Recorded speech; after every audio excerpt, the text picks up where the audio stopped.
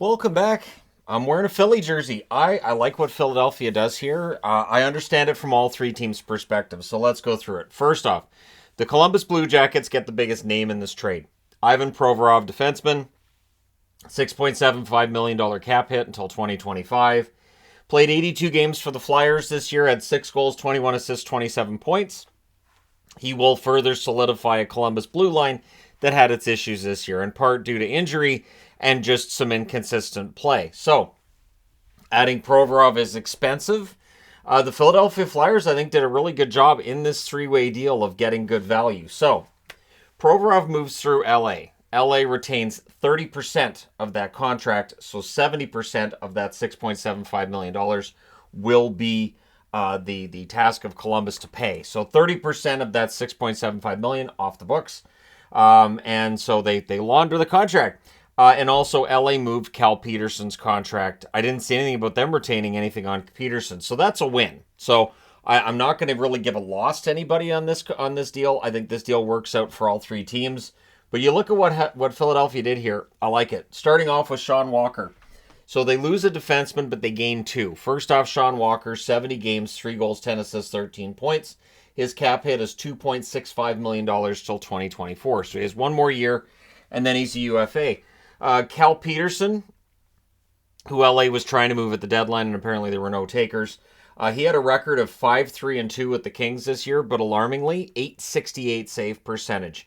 And in Ontario, things weren't a lot better. 16-20-4 record, 904 save percentage. He lost both of his playoff games for Ontario, had an 826 save percentage there, and he has a $5 million cap hit till 2025. So Philadelphia can move him to the minors and save a little bit on that $5 million cap space, or they can try to make him a better goaltender and keep him around, and maybe Carter Hart and Cal Peterson become the goaltending tandem.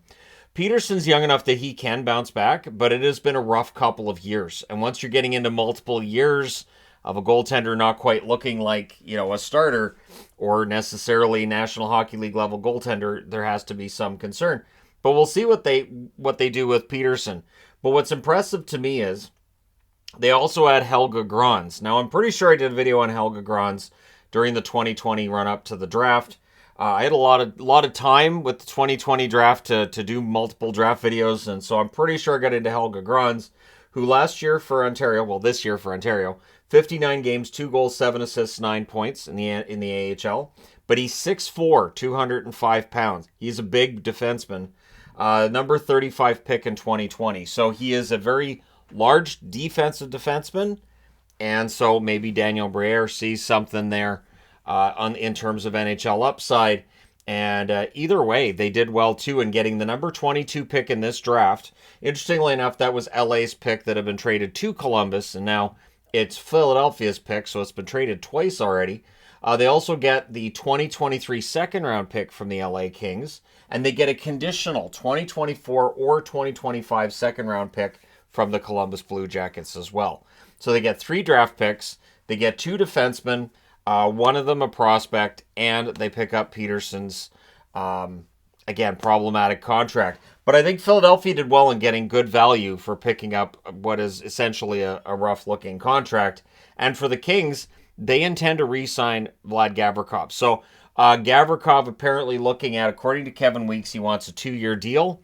The cap hit could be in the $6 million range. I've seen some saying that's too high. But I'm sorry, Gavrikov, really good defensive defenseman. I do think that's part of the reason Columbus moved on from him, because I think they knew it was going to be really expensive to re-sign him.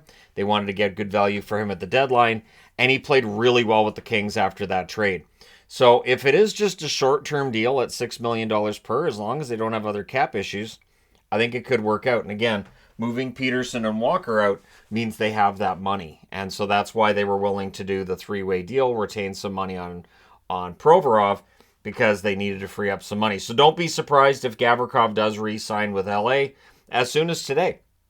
I think this trade gets made because you're close and you want to make sure that money's there. But even if they don't sign Gavrikov, having cap space in today's day and age is gold. It's absolute pure gold. So I think all three teams did well. but I think Philadelphia did the best of the three. But let me know your thoughts in the comment section below as always.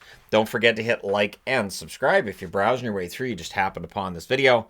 Thank you guys so much for watching, for all your support. I will talk to you again soon.